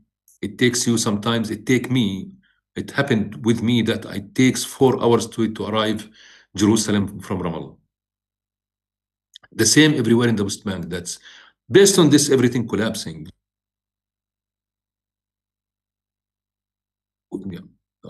This is connecting to the situation that we are living now after the genocide and the massacre and the ethnic cleansing that's going in the West Bank and also in the region.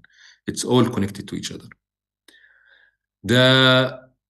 What the military checkpoints and that I will talk about, this is an example. This is workers' checkpoints.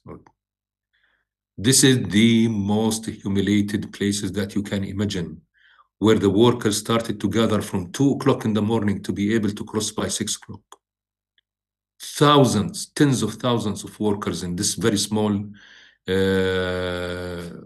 tiny places to go through to be able to go to their work. That's the situation before the genocidal war, before 7th of October, but now there is no worker is going there. 200,000 workers now, they are sitting for 2 years in their homes without any work, in a very miserable situation. The others is agriculture, which is most of them has been closed as well, in between, etc. So this is how it looks, this kind of that they are talking about. So if you remember in the Herzliya conference, the 4th project was Greater Jewish Jerusalem. And let's see what they did to Jerusalem. The project of Jerusalem are in 2 stages. We're in 2 stages. The first one is bordering Jerusalem, Greater Jewish Jerusalem. What's the borders? What's contained in Jerusalem? And the second is the ethnic cleansing of the people from inside this new borders that here. So let's see then the borders, how it has been created by 180 kilometers of walls that's surrounding, going in and outside the city. This is the map. This is the old city of Jerusalem. This is the green line. This is West Jerusalem. This is East Jerusalem. This is the green line, border 67. See? And this is the occupied West Bank, or what you see here. So this is the old city, the municipality of the East Jerusalem, municipality borders. It's like this way, going around all the area here.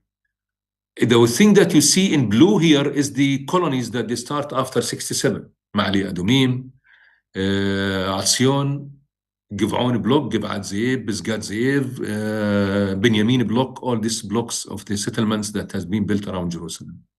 So what they did with the wall, they bring the wall to include these settlements to be part of Jerusalem, to be what so-called the Greater Jewish Jerusalem. So the Greater Jewish Jerusalem is the city that goes halfway between Bethlehem and Hebron to include Gush Etzion block of colonies, going up north, excluding Bethlehem, that historically used to be unseparated from Jerusalem for several reasons: religious season, for the Christian, for the Muslims, for the people themselves, the close distance between them, that's less than 10 kilometers.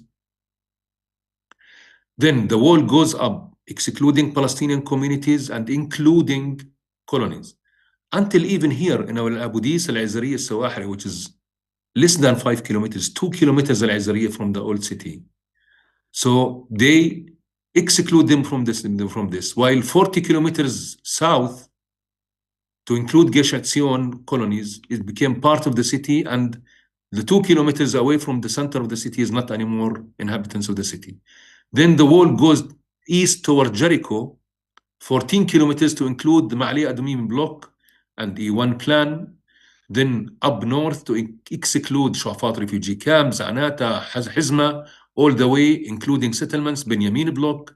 Then to the northwest of Jerusalem, 17 villages here that became totally excluded from Jerusalem. So what they did, they include to the city, as I said, 4 major blocks of settlements. Altogether is about 211,000 settlers became part of the city, and they exclude from the city 22 Palestinian cities and villages, 22 villages and the refugee camp outside the city. This is the biggest ethnic cleansing in the last 2 decades that nobody talk about, nobody name it as ethnic cleansing, because they didn't move anybody from his place. All what they did is build the wall. This wall decided whether you are part of your city or not. So you don't have your access to your city anymore. So they get in the Palestinians in Jerusalem, 211,000 settlers, and they get expelled outside the city, 225,000 Palestinians. They didn't stop here. This is the first phase. The second phase, they start focusing on the people, Jerusalemites, to push them outside the city.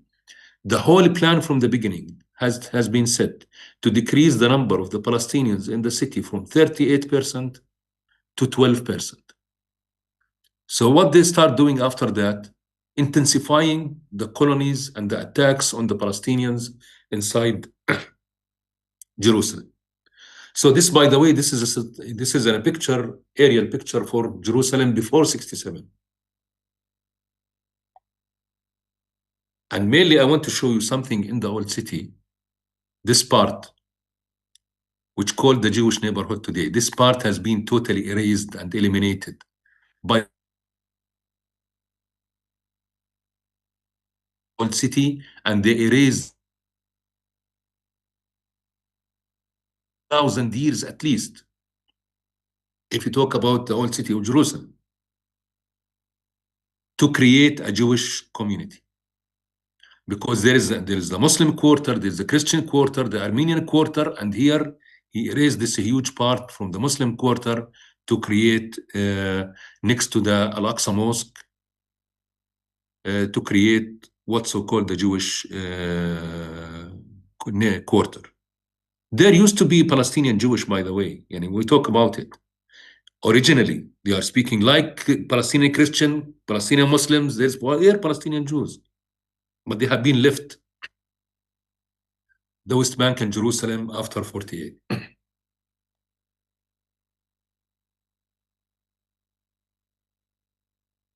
Then they start colonizing, building the colonies inside the city. 92 places has been from houses, especially under and they create a plan, what's so-called the Holy Basin. And this is a colonial project to erase the Palestinians from surrounding the old city and push the old city to be part of the West Jerusalem. So the Holy Basin that they are talking about is this, which is create a clean, ethnically cleansed area, clean area from the Palestinians around the old city. So what they did in order to clean this is targeting Silwan, for example. This is Silwan. Silwan is in a 50,000 population neighborhood of Jerusalem that until the walls of the city. So the whole cleanse major part of Silwan totally, which that was happening from 2008, by the way, regularly starting from Hayy al-Bustan. Today in Wadi Hilwa, in this area, has been excavations and tunnels under this to Al-Aqsa. Almost 400 places and houses that has been totally occupied by the settlers in this area, and it's still ongoing. These days they are targeting now Hayy al-Bustan, this area. They want to cut this area totally and make it a tourist buses parking to separate between the Palestinians and the old city. The second part also the Sheikh Jarrah. From the north part, from Bab al-Amud, the Damascus Gate, and Sheikh Jarrah to ethnically cleanse it. And you see what's happening in Sheikh Jarrah. That was the attack on Sheikh Jarrah that was behind the revolution and the uprising that Intifada was happening in 2021.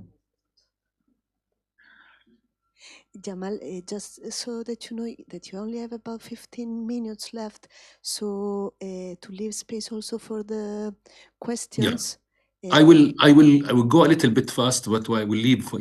I'm talking about the history. In fact, I'm focusing on the history, but I'm really want to talk about the current situation, maybe in the discussion.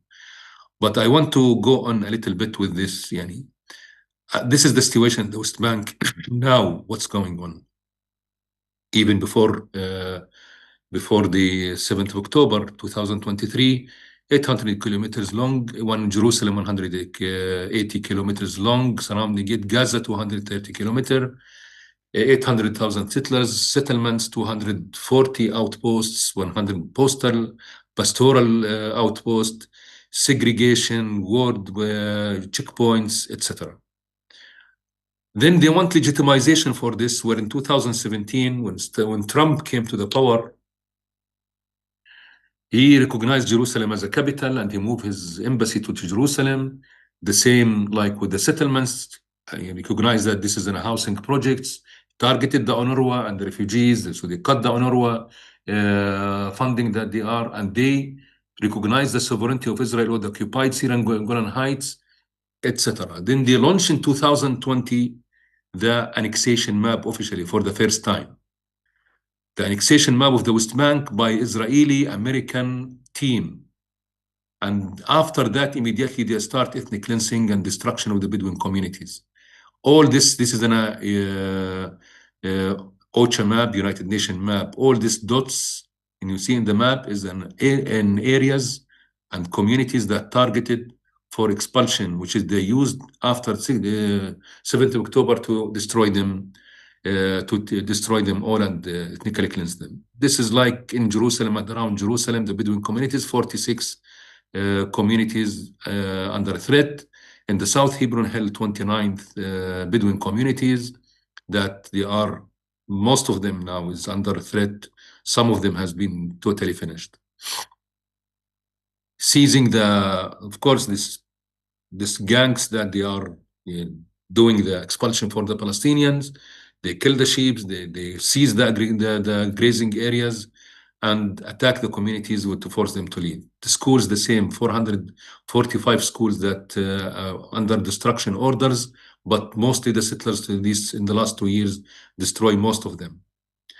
This is in Masafer Yatta. This is a school that has been destroyed. And I will leave you with the 9 minutes video that we produce about the ethnic cleansing with the Bedouins and targeting Masafer Yatta particularly. Israeli genocide in Gaza and ethnic cleansing that's going on the West Bank, we will talk about it. And I will use the 15 minutes just to present this video, and we'll start the discussion after that.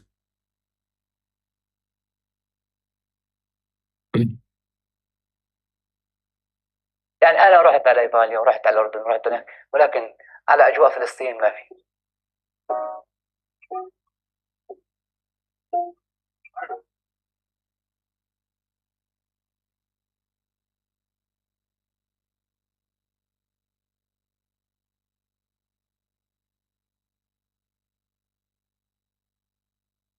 This is before 7th of October 2022.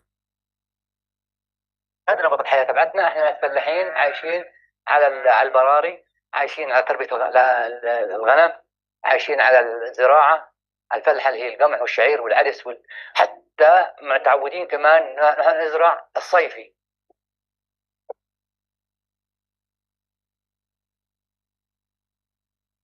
حياة حلوة جدا، فهمت علي؟ لولا الإسرائيليين.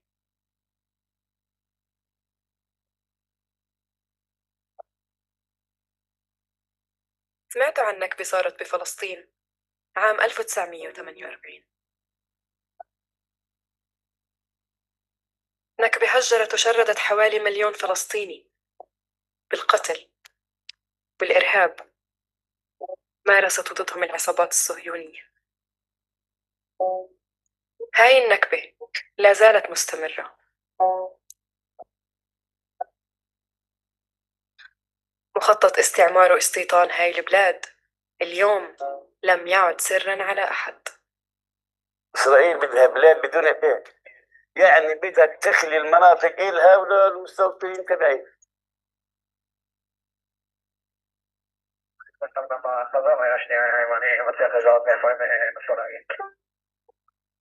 مسافر يطا هي المثال الحي لمخطط اقتلاع الفلسطيني من أرضه. عائلات فلسطينية تسكن في آخر ما تبقى من جبال الخليل المطلة على صحراء النقب.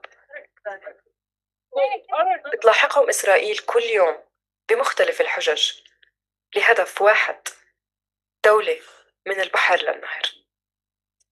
الخطر اللي بيعاني منه اهالي هاي القرى اللي هو الاخلاء الكامل.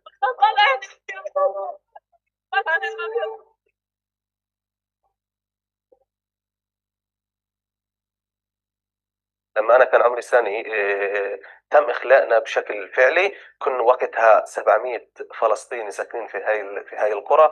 تم اخلاءهم بالشاحنات الجيش الاسرائيلي واخراجهم من المنطقه. ومن بعدها توجه الناس يعني للالتماس في المحكمة العليا الإسرائيلية.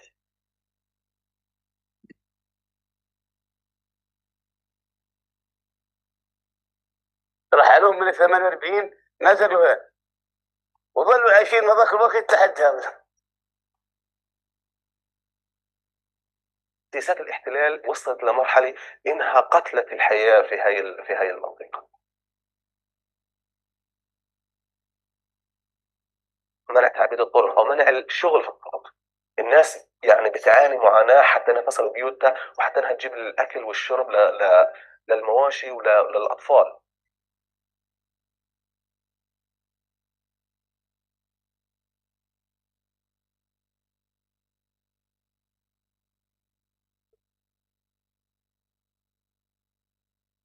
نحكي عن 35,000 دونم من الأراضي كلها بيعتمد عليها الأهالي اللي كمراعي للمواشي وبرضه كزراعة القمح لدخل عائلة.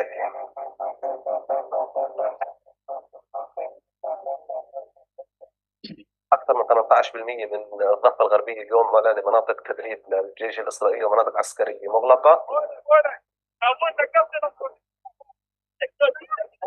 هاي السياسة معروف تستخدمها دولة الاحتلال في الضفة الغربية اللي هي إعلان المناطق كمناطق عسكرية لإخلاء السكان الفلسطينيين منها. أنا لحقت من أمي وأبوي يقولوا لي ما كانوا يفلحوا هذه البلاد، يعني إلا دائما في منطقة عراج والمناطق اللي الحين أخذوها هذه في 48 كانت هي أرض يطا. في كثير أشياء بتقلق أهل المسافر اليوم. حياتهم أصبحت بعيدة كل البعد عما هو طبيعي. حولت منظومة الاستعمار الإسرائيلي حياتهم لجحيم بحرمانهم من أساسيات العيش، من البناء، الرعي، وجود مدرسة أو حتى عيادة.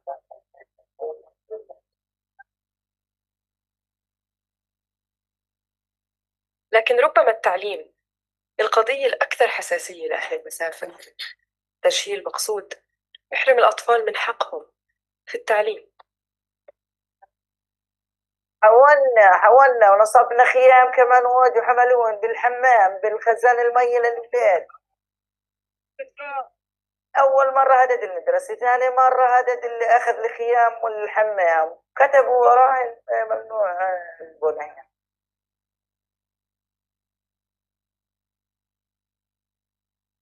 أنا عشان ما قرأتش حاب إن كلهن يقرأ، حاب إنهن يتعلم.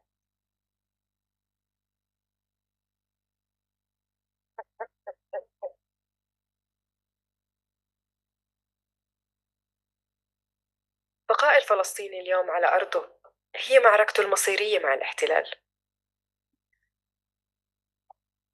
هو الصمود بعينه في قلاع تحت الأرض.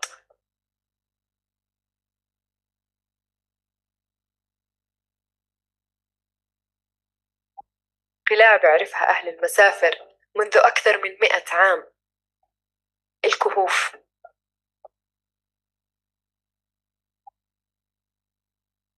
سميه طور. كهف، احنا لغتنا طور، بس لو كان في يطا بيقولوا مغارة. أما المسافر يطا بس طور.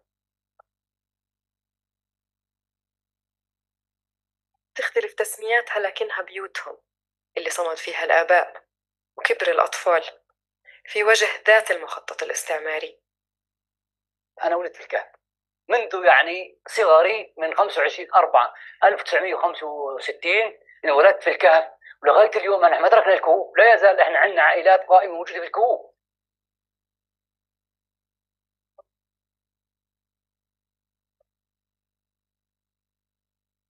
أنا مفكر إني في عندي يعني كهف بدي أعمره، وفي عندي طريقة 2 حاجة، لأنه هذه الدنيا يعني أجا اليهود هدوا بدي أوزعهم فيهم، وين بدي أوديهم؟ بدي أحطهم فيهم.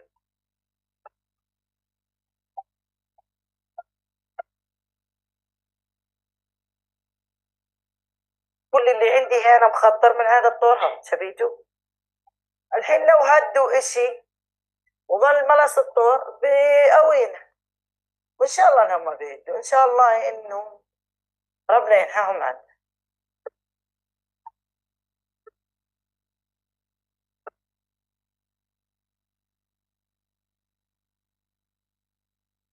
أي وقت يعني إسرائيل تفكر هذا تهدم اللي على وجه الأرض، ولكن أنت داخل الأرض ما لك تهده، لأنه مبني قبل دولة إسرائيل.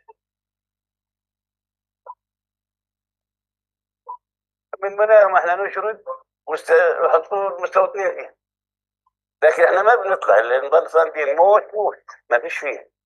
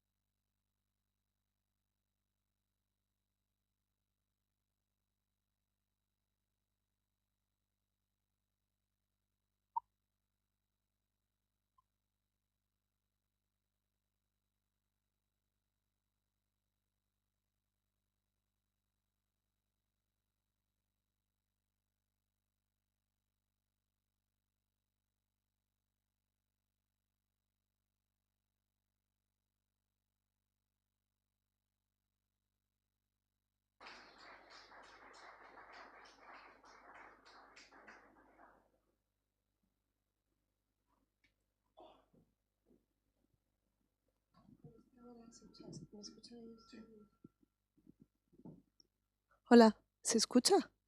No. Yes, I can hear you. So, yani, this is like an example. I'm telling you, this was before even 7th October 22-21. We were mobilizing these communities, and we were like in these caves. Many of this we renovate some 38 caves, and we dig another new 7 caves in that area to protect the people, because we know there is a military decision to remove the whole military court, even from the high court, what's so-called Israeli high court, to remove the people from there. But after 7th of October, many of the communities has been totally under big numbers of settlers were attacking these communities with the soldiers, and many of them has been removed. Still, they are Masafir Yatta. Still, there is many communities still struggling there, still fighting. This is the situation. 75 communities has been in the West Bank totally ethnically cleansed. All the area almost between Ramallah, Jerusalem, and Jericho have been totally ethnically cleansed. Last community was 125 families in Ras Al Auja. That's 3 weeks ago, and still going on. So the situation in the West Bank now is like very, very dangerous. Really, what we called it like any slow genocide is going on, political genocide, which is aimed at the end finishing the existence of the Palestinians in these areas, blocking the Palestinians in their own spaces, taking over all their resources. That's another thing very quickly about Gaza. Gaza, genocide of Gaza still continue. More than 600 people from the what's so-called ceasefire. Ceasefire was on a plan, was an agreement between Netanyahu and Trump that has been under the gun has been forced on the Palestinian resistance to stop the genocide and stop the ethnic cleansing. The plan of totally ethnically cleansing Gaza is still going on. And you know, until now, especially in this weather, in this winter, you see what's Gaza people. In Gaza, there is no homes anymore. People, most of them is in shelters, and they are living in one of the most ever miserable situation. Children is dying every day. People from starving because there is not letting also the humanitarian aids to get into Gaza. There is a need for 300,000 tents that they didn't allow them to go in. There was a negotiation to open Rafah terminal, but until now they said that they want to open it. The first experience where very few people that crossed the Rafah, they were tortured by the Israelis, and still ongoing. So we are living as a Palestinians one of the most really dangerous part that targeting our existence. The wars of Israel and Lebanon and Syria, and now the whole military that brought to the region from the United States is to also to destroy Iran. And by this they will. It's a whole long story. Israel will be like the first dominated power in the Middle East, and here they will go with their with the map that Netanyahu present before 7th of October in the United Nations, the Greater Israel, that goes until Iraq, including Syria and Lebanon and Sinai.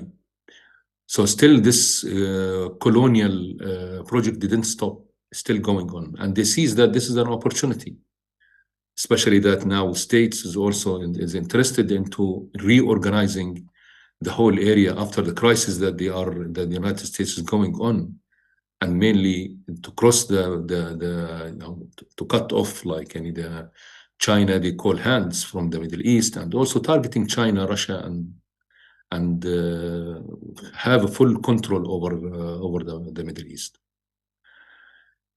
And here we are waiting. I believe that now the whole negotiation is falling apart from Turkey, and they move it to Oman. But the war is coming. The war is coming, reshaping the world, destroying the whole international law, the whole humanitarian law. It has been totally finished. It has been buried in Gaza, and we see how now they are. There's the power.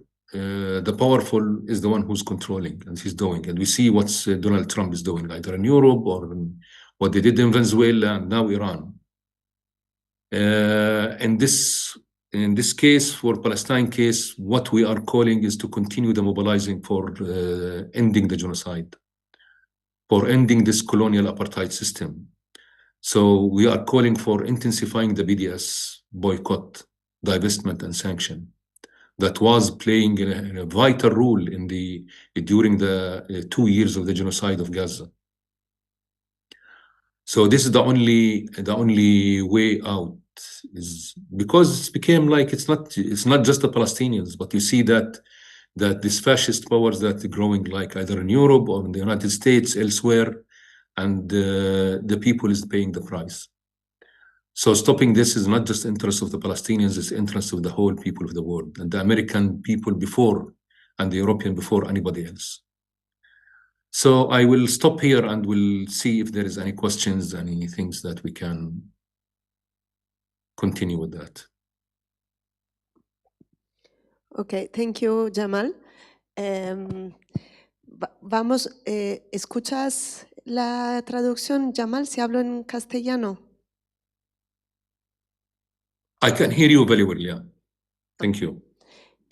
Bueno, vamos con Yes, I can hear you. Que vamos con la ronda de preguntas, pero vamos un poquito tarde, pero bueno, sí que creo que es importante, quien quiera hablar luego le van a traducir al inglés. Y también recordar que están los equipos de interpretación, por si alguna no las ha cogido, para la siguiente ponencia se pueden coger todavía. ¿Alguien que quiera hacer alguna pregunta?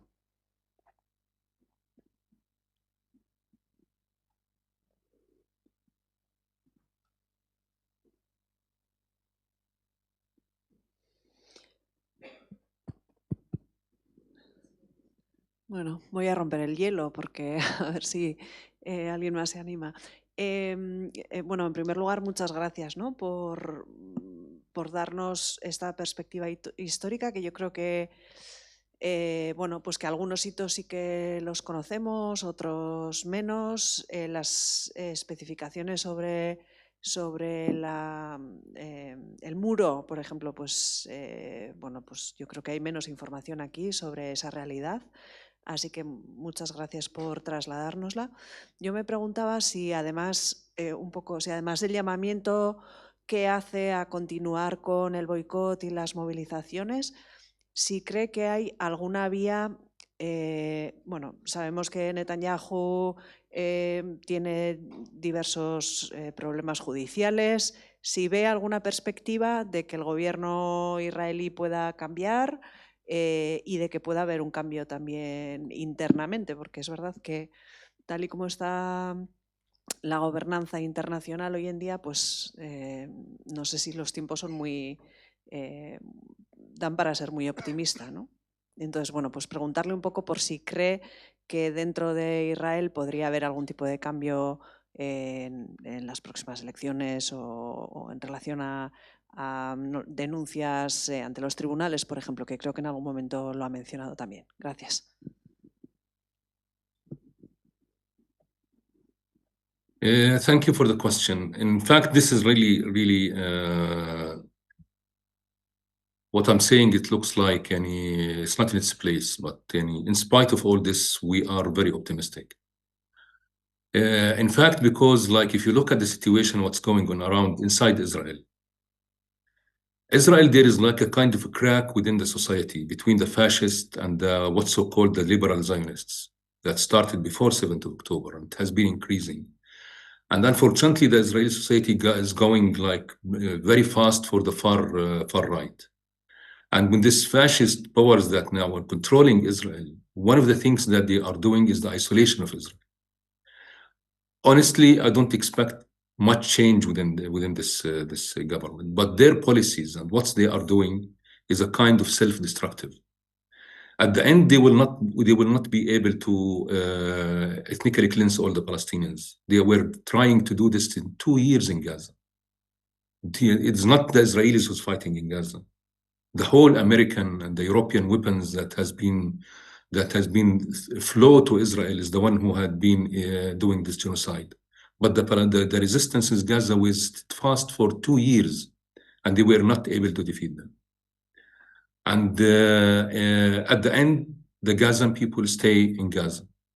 And even when they opened Rafah lately, like they were expecting that the people will run away and flee out of Gaza. In fact, nobody left Gaza. All those Gazans who were in Egypt that were going for treatment, over 200,000 people. Gaza. They started to coming to go into Gaza. So Palestinians, like, and they have deeply built in them that we are not going to have another Nakba and to be refugees thrown all over around. This is one thing. The second thing is Israel became a pariah state. Israel lost this face that they were trying to present to the world that they are the only democracy in the Middle East. Israel now is a pariah state that has been committing genocide against the Palestinian people, not just the Palestinian people, but the people of the region. So the one who's feeding the wars and the one creating these wars is Israel. The one who's pushing the Americans, what's the American interest in fighting in Iran? No, it's an Israeli proposal. And Witkoff, just 2 days ago, came to put the final plans of the fighting of what Israel wants at the end. And the Americans knows that this is not going to be an easy war. It's not going to be Venezuela, that they can kidnap the Maduro and they get with it. No, this is going to be a huge war that will change the whole face of the region and the whole power in the world. Because we see how standing behind Iran is the Russia and China and this big power that they feel that they are threatened, that they are targeted. So the last 2 years of the mobilization that was happening around the world, that has been shows that the world is changing. And all this new generation, the people knows the reality of Israel. We see how it's changing in the United States. We see how it's changing in in Europe. So with this new generation that's coming, I don't think that Israel had the opportunity to continue as it is, as a military colonial power. Sorry for that.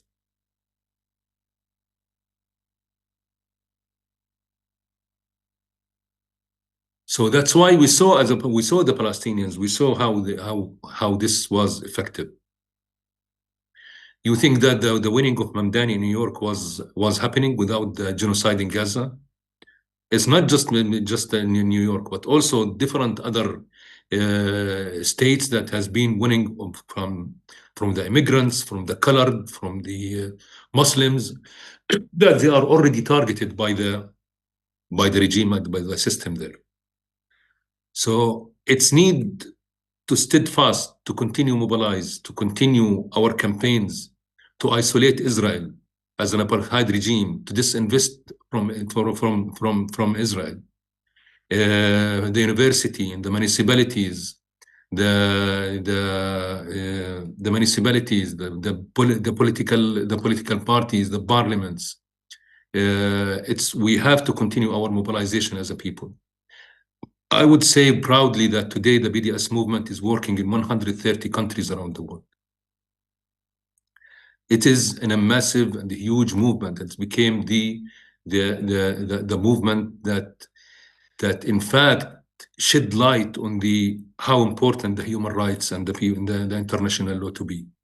And that's what we are totally stressed on, the right of the people, all the people to live free. And Palestinians have the right, like any other people, to live in freedom, and that shows also that such an criminal regimes, such a genocidal regime shouldn't continue, and it's our responsibility to stop that. And I think by continued mobilization, we are coming closer to this. Maybe not this year or next year, but this is accumulated efforts that we are doing.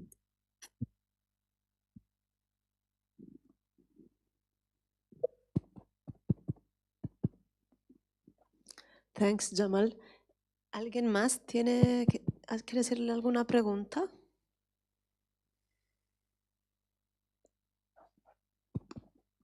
Hola, buenas.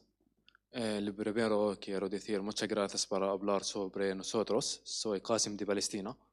Muchas gracias, señor. Tengo una pregunta, quiero solo preguntar sobre si hay un futuro en Palestina. También, ¿qué piensas sobre el futuro en Casa Jordania? Porque, como sabes, la situación es ahora no solo en Gaza también en Casa Jordania. ¿Qué piensas sobre Casa Jordania? Especialidad, Tul Karim, Jenin. Ya está, muchas gracias.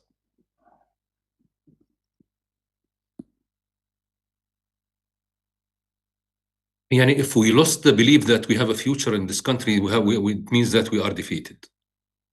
And we turn into another, like the Native Americans have been blocked in these reserves without any hope, like, to change. But no, the Palestinians, of course, the Palestinians should see the future in their country. That's why Gazans, in spite of the genocide that's going on, they are still steadfast, and they are willing to come back to Gaza. The same in the West Bank. West Bank, we have fights every day. You think that they are doing this ethnic cleansing attack in the villages without people standing and fighting? No, they are fighting. And the people, the anger of the people, I can assure to you, like, the West Bank is going to explode sooner, not later, because the level of the oppression is going on in the West Bank is not bearable anymore. The problem is the problem that we have here is like we have the weakness of the Palestinian leadership, and we have the problem of the Palestinian Authority itself that has been stay silent and in a way collaborated, sorry to say that, with the Israelis, just like by allowing all this to happen against the Palestinian communities. But I can feel it. West Bank is not going to continue as it is. Another like big revolution is going to come. And they are the Israeli, with what they are doing now, they are pushing the people to this corner. And that's why Israel is like, every day, raiding the villages and the cities. Every night, they arresting between 20 to 100 Palestinians.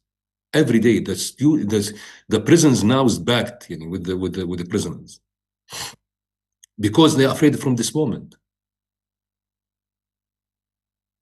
So no, the hope is all the time there, and I'm telling you, like, and it's like with what's going on, Israel is just pushing it to the limits, and this barbaric attacks on the Palestinians as well in the region because they feel the crisis that they are living in as a colonial regime.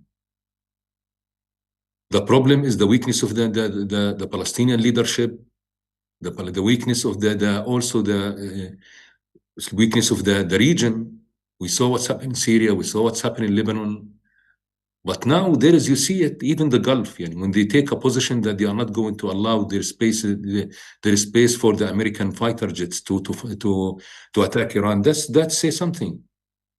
Also, what's happening in Yemen and the new powers that had been come together, like today, the coalition between Saudis and Turkeys and the Egyptians against what the Emirates and Israel is doing in the region, like in Sudan, in Somalia, in Yemen. That's also a new, like, any pointer that Israel will not be able to do what they want, and the people can't, and the countries can't just like wait for them to come to their homes.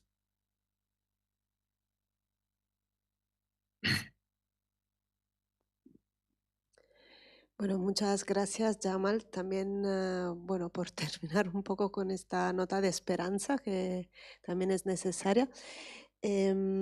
Vamos a terminar esta parte y bueno, y vamos a proponer un pequeño descanso de 10 minutos. Son las 6:15, como para volver a las 6:25 y empezar a las 6:30. Sí. Vale, gracias, Jamal. Thank you, and wishing you a successful also, like any workshop. It's a pity that I wasn't there with you, but we can do it another time. Okay, thank you. Yeah, bye-bye, take care.